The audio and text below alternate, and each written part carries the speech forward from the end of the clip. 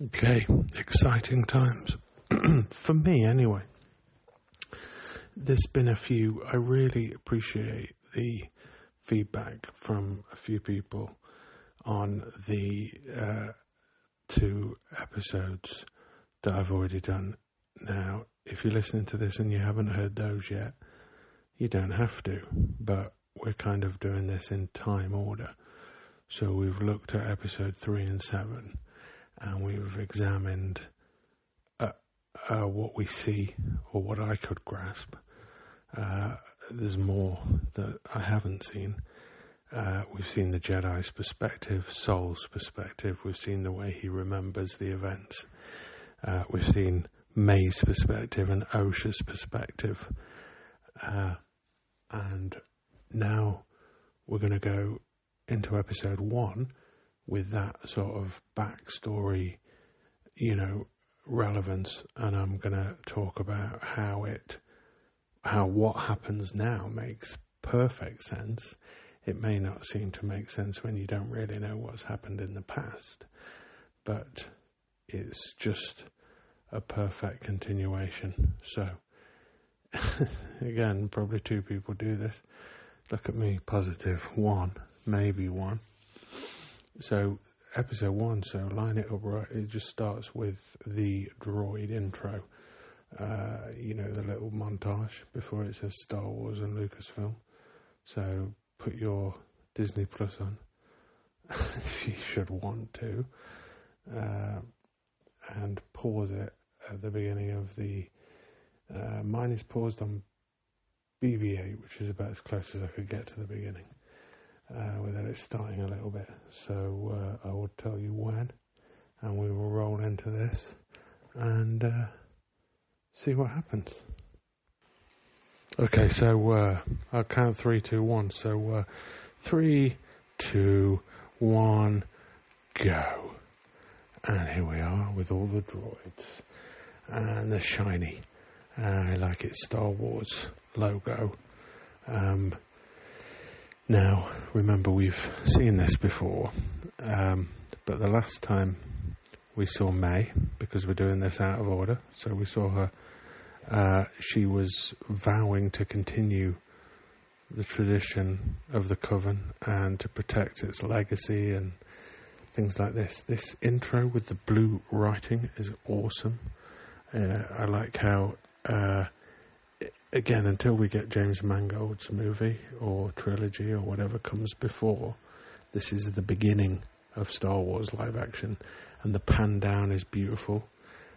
Just the famous pan down in many of the films. So here we establish in episodes we haven't seen, but that we have because we rewatch Star Wars because it's great. May has somehow survived. No, we saw her survive.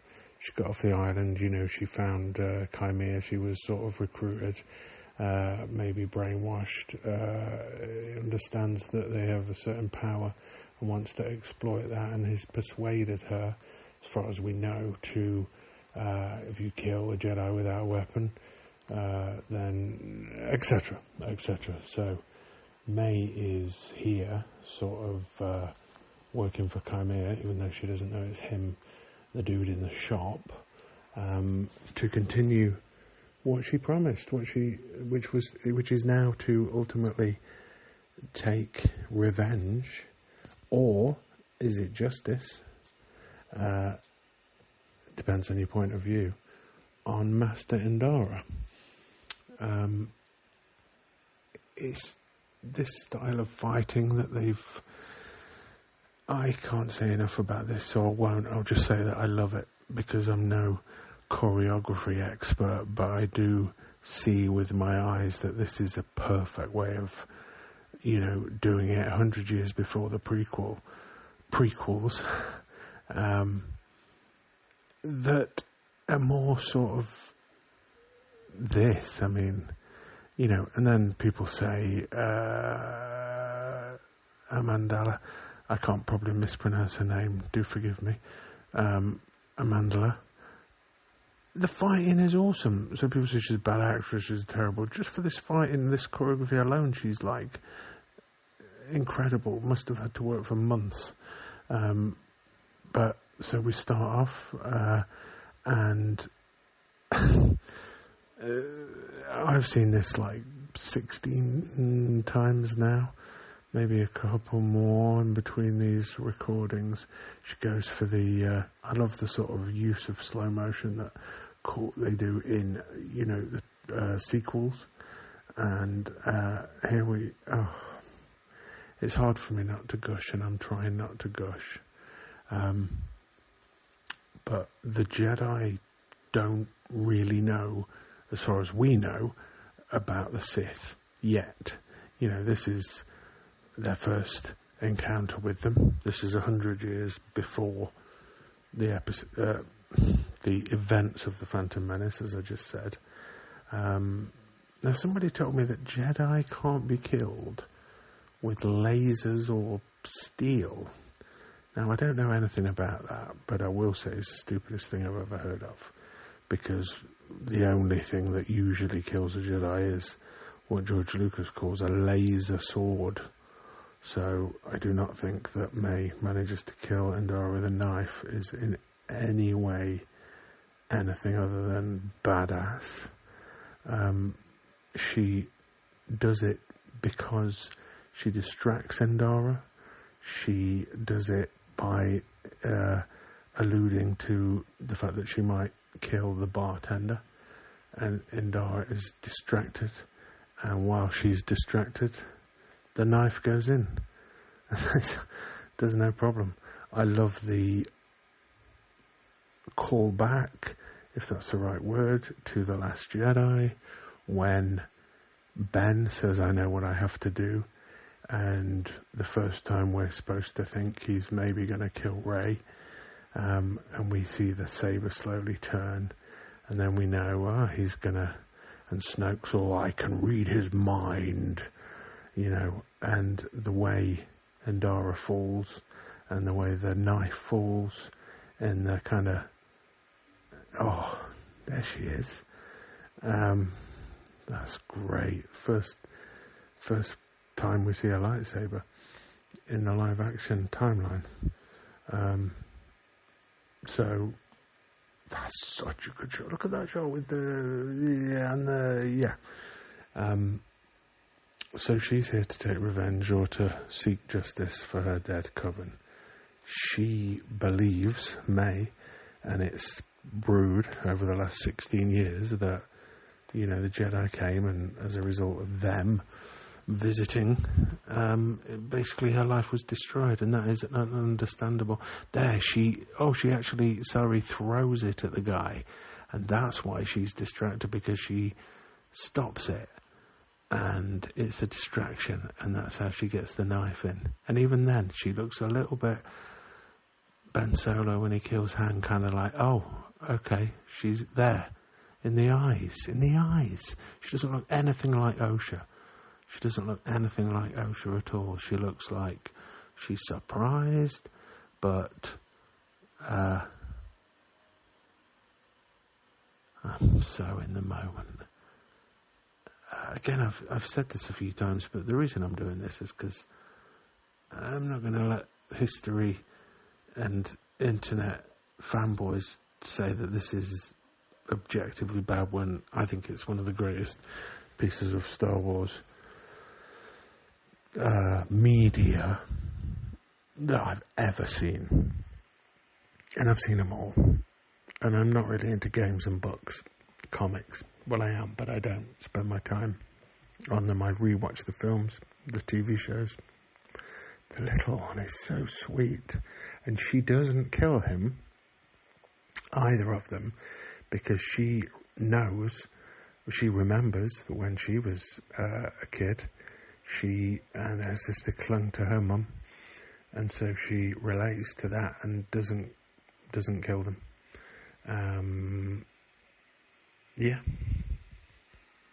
the camera angle and the camera spin when she gets up is awesome. So the first time we watch it, we're supposed to be thinking, I guess, is this the person that just killed that person? And we know it isn't. And really, she looks nothing like her. I mean, emotionally, she looks like her physically. Obviously, it's the same actress, but the eyes, it's all in the eyes. If you really want to see the difference between Osha and May, it's the way they carry themselves, the way they speak, and the way they act with their eyes is all I can say, because I'm not, those two characters have different eyes, and I see them. So here's Osha. I love that little walking power droid. It looks just like something from, people say 230 million, 180 million, whatever the hell it is. What does it even matter? Like as if Disney's like a public company or something. Everything is great. The sets are great. The props are great. The models are great. I mean, where did that money go? You get Star Wars with the greatest fight choreography, wire work. Where did that money go? And then you watch it and you're like, on the screen I see beautiful special effects and filming in Wales on mountains and by the ocean somewhere, I assume Wales, and just lots of great things. And anyway, so here we have a couple of the characters. I don't know if they're exactly the same characters, but the dudes from the Phantom Menace, and this is great that this begins with these dudes and the Phantom Menace begins with these guys as well, or this people from their kind or whatever. So it's a brilliant call forward in that in the first 10 minutes of this we meet these two diplomats, and in the first 10 minutes of the Phantom Menace we meet these diplomats that look the same, they're the same race. So in the future, when kids start with this and they watch the Acolyte and listen to my commentary, because by then of course we know it will be included on Disney Plus, with just that usual warning saying, these are the thoughts of Stone Star Wars, and there's no affiliation to Disney as parent company, as corporation. Because, sure, that's true. Now, the fire here, of course, the only thing important about the fire is that she's having like a PTSD flashback to when she accidentally started the fire and burnt down the place. That's what this is about. It doesn't matter if fire can burn in space. Fire was in Empire in space. Fire's been in Star Wars in space before. It doesn't matter. It's because it's not real, and it's not sci-fi, it's fantasy. So there has to be a reason that there is a fire, and the reason that she's putting out the fire is because this is her job, but the reason for the fire in the story is her, reminding the audience that when she sees fire, she's taken straight back to that awful, that awful night. Now here's Yord, he's a dude. I forget his Padawan's name, but he's such a douchebag, but in a good way. He's such a proud Jedi. He stands really proud, and he's kind of, I can't wait to talk about all these characters more. But he's happy to go in and just find out where Osha is. He doesn't ask for permission. He's a Jedi. He's going to fuck with his mind. He's going to read their mind. It's sort of a threat. She tells him where they are to stop him doing it. This is what the Jedi do. This is what they do. And that's fine. But it's also fine to ask about the morality of that and question, why is it okay when the Jedi do it, but when people on the other side do it, it isn't. Like, so here's Osha sees her old friend. She left the Jedi Order 8 years ago, I think. So she was in it for maybe 10 years. Yeah, we know that he's douchey. We know she left because, as she says to Jackie, and I think Sol later, she couldn't let go of her hate. She couldn't let go of her anger. She is full of rage for May, because she believes it's May that is solely responsible for the Brendok incident. And some people have said that when things change at the end and she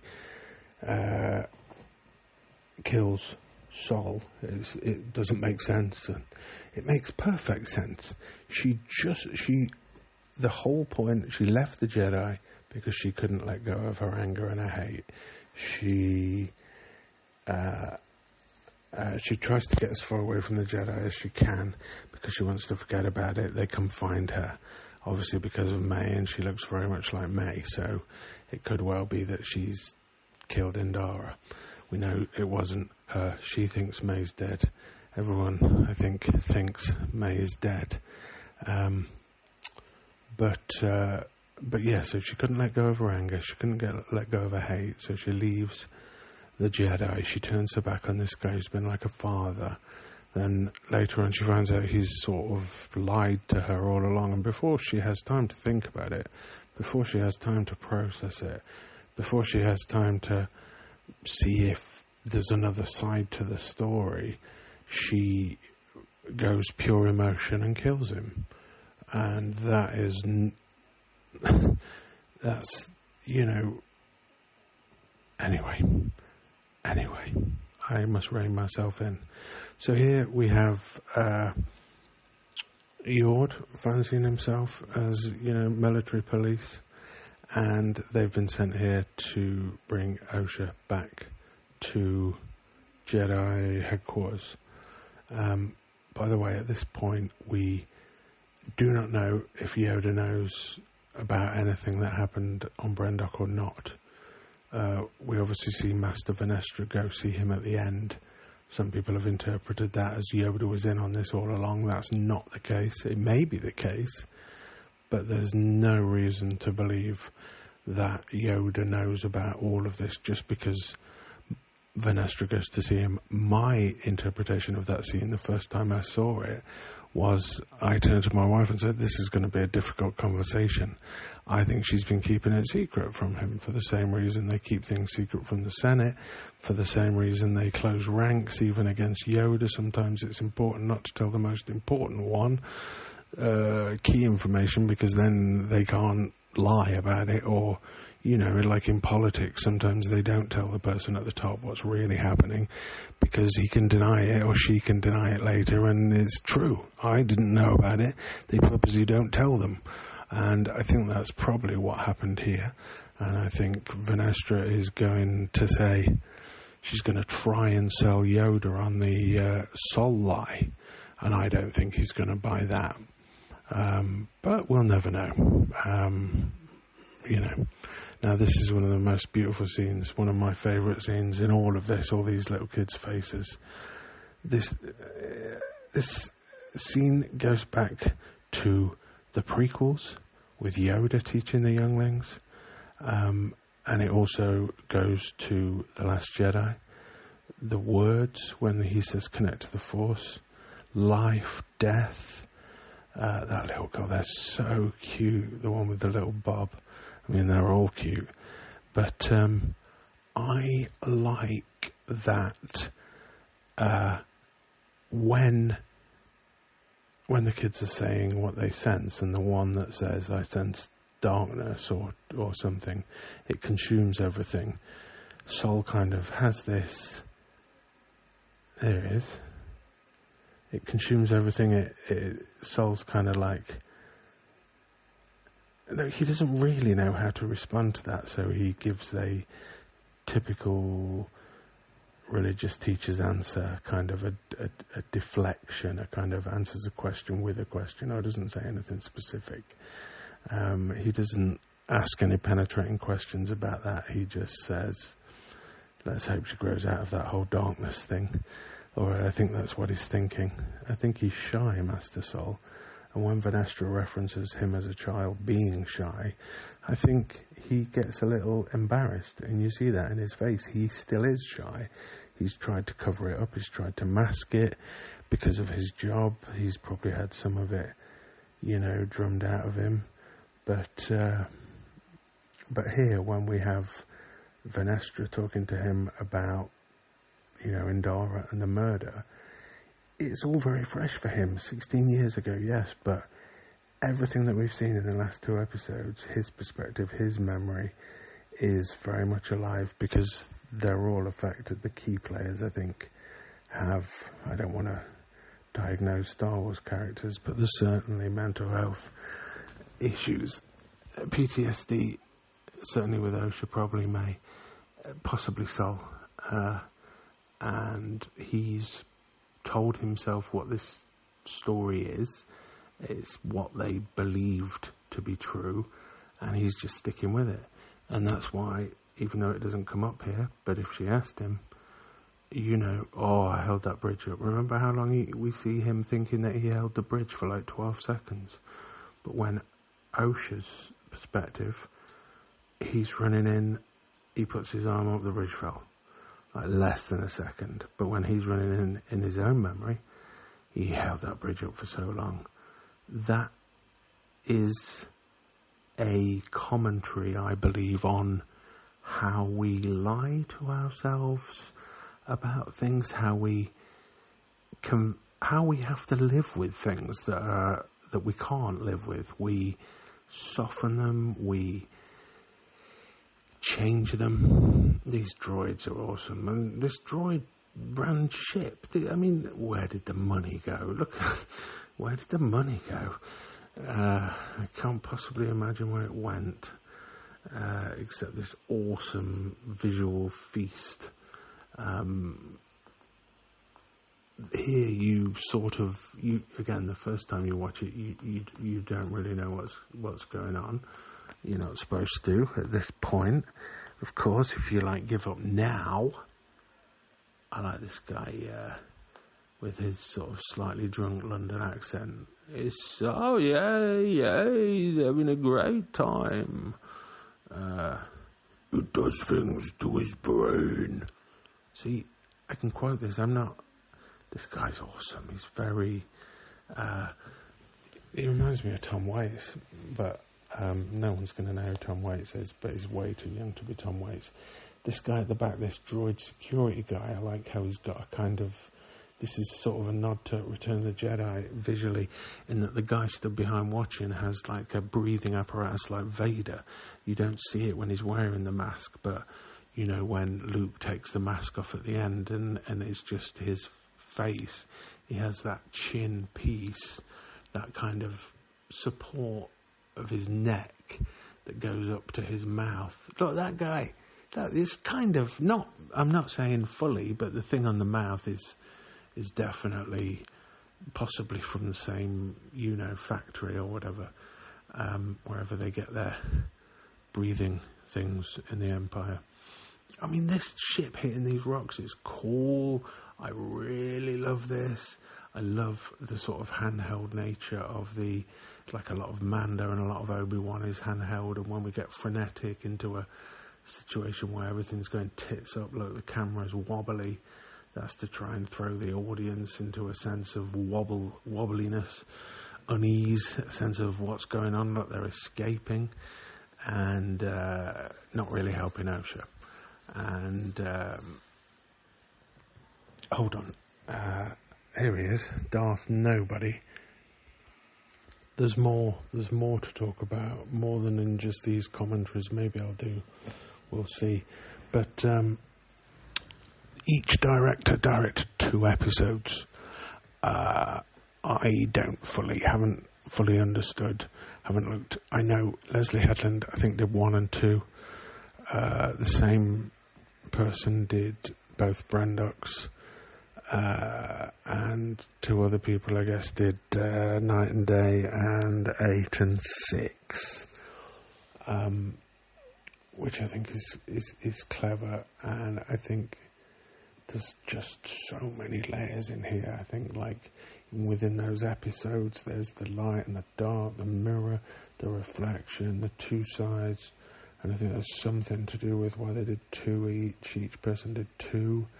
And the power of 2. That's, I've just sort of realised as I'm speaking, I don't know that, but that's kind of partly why, isn't it? I guess the whole point of the show is, well, I don't know that that's the whole point, but it's a beautiful sort of reflection of the themes of the show to have each director do 2 episodes when it's about, partly, and again, she's trying to save this guy here, and that thing's awesome. I wonder how they made that fly. Oh yeah, that'll be the budget.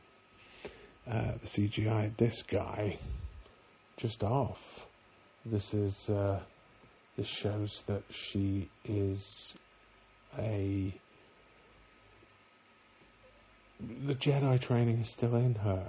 She's not, nobody in this show, another point of the show is that nobody's good or bad, that we're all capable of a bit of both, and we all have both in us, and depending on what happens and how people let us down or lie to us, we can switch, and we can go from good to bad, and we can go from bad to good and back again.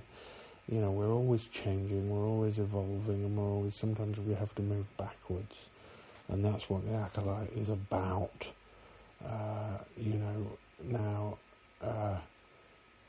This is so great. That shot there with her, the colour, everything about this show is, I think if you have, I like how the ship just kind of hits the ground. This happened a few times. I really like this. I think I need to start making a point of what Disney Star Wars does well, which is most things. But like the way the Falcon hits the ground in The Force Awakens, and the snow, and the way that hit the snow there, I think that's a sort of slight, reference to it. Now, here we meet Jackie, who's one of my favourite characters. And I love these outfits. I love everything about this. The colour palette, her eye makeup, the orange, and the white hair with the white robe. It's just absolutely beautiful. People said shoddy.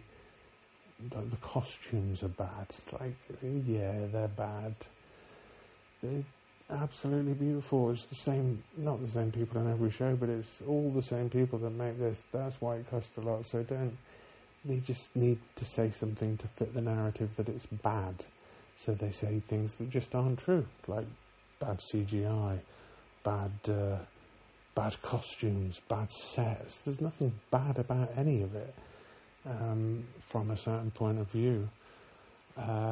So here we have Sol is kind of, to be honest, I'm probably bouncing all over the place on the dialogue because I don't have the sound up.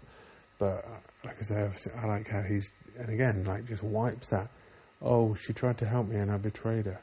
And he feels that that's a confirmation that she didn't kill Indara. Venestra says doesn't clear her for that. But it's clear that there's more going on here than meets the eye, as they say. The eye! Oh, Lord of the Rings, isn't it, that? Salt misses Osha, and in the scene before I talked through, Jackie says, I reference this in another episode, but Jackie says, why do you keep this old hollow? Basically photo, they don't have photos, but why do you keep this old image of Osha? It encourages attachment. It's not the Jedi way. And he sort of brushes it off with a broader point about the past. But he's not really giving a sufficient answer to what she asks. He's giving a political answer to a question. Like, why do you do this? It encourages this, we must learn from the past. Well, yeah, but she's not saying about that. Talking about that. Anyway, this just... People got... This is like The Shining now. We're into... I thought the Dude Bros would love The Shining thing. They're probably like, oh, was that supposed to be a Shining thing? Well, I didn't get it. Yeah, it's you. So or at least my interpretation, is at the end of The Shining when Jack is at the end of The Shining. Character played by Jack Nicholson is chasing his wife through a maze in the snow, and it kind of ends with him being frozen to death. And it's kind of like the way she appears there in silhouette and the way the music is cued, it's like a horror, like a scene out of a horror. And even here, we know who that is, but she's not sure. And obviously it's a memory, or she's not literally there. We're into this. Again, someone could probably make a YouTube video saying, objectively bad because she's not really there, but she's not there, really. She's not supposed to be there. It's more of a poem, Star Wars, more of a visual poem than a story to be taken absolutely literally. So Yord got his top off, and I don't think there's anything wrong with that. And, people were unhappy, but who cares? And she's like, put your top on. The best thing about the scene is that it has this joke from Jackie, like, put your top on.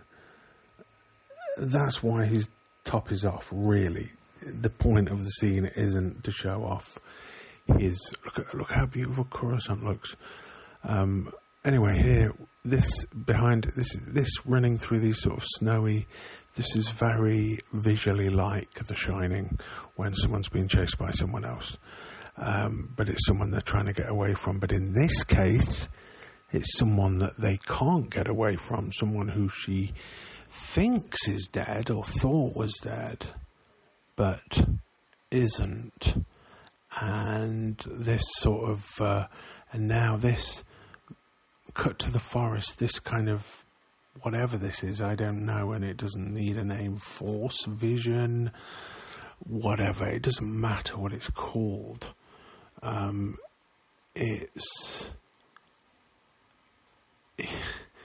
a little bit like Rey's vision, and going when she touches the saber in The Force Awakens, and she sees the vision of the temple burning, which we don't hear anything about till The Last Jedi, and she sees this vision of her, town burning, not her town, but her home, and it calls back, or it references every Star Wars film,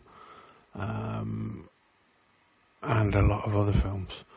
And I don't think people have really given it, people haven't given it time. People have dismissed it because they're spoiled, because through no fault of their own, entertainment companies make a shit ton of content, and it's beautiful, and we get loads of good shows, but people can afford to say, and just, disregard one, and that's fine. People are allowed to do that. I'm not saying everyone should like The Acolyte. I'm saying The Acolyte isn't bad. So, okay, a nightmare. I've seen it 15 times. I can remember about her waking up. I guess she wakes up, so if people want a logical conclusion, it was a dream. But, force vision, premonition, whatever. Where are we going now? This is one of my favourite scenes.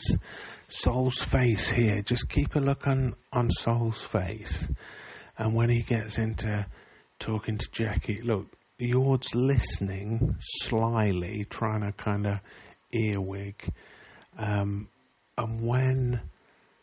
one of my favourite bits is when Sol lets it slip that May was a twin rather than just a sister, and then Yord says it doesn't say in the in the report that she was a twin, or something like that. Sol's eyes, look here, really shift. Which look there, look. He's like I've been caught slyly in a almost lie, but he doesn't really have to. He doesn't answer it again. See, what a lot of great teachers do, the best teachers in the world are flawed humans, and Sol is a flawed human.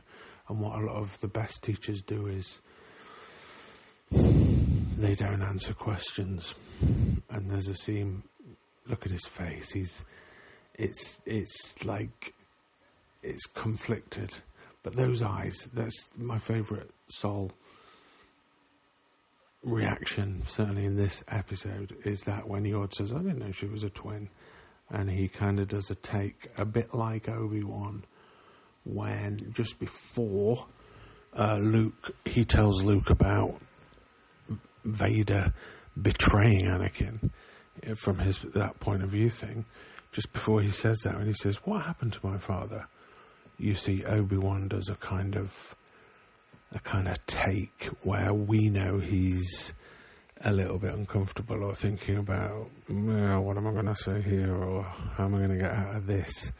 See, these things have been in Star Wars from the start, these kind of ambiguities, but they're just subtle. Now because there's so much content, people get to... Anyway, so from the a sort of Shining reference to The Fugitive, another film that I am sure the Dubros love. Dubros love the male testosterone-filled stories a lot, people.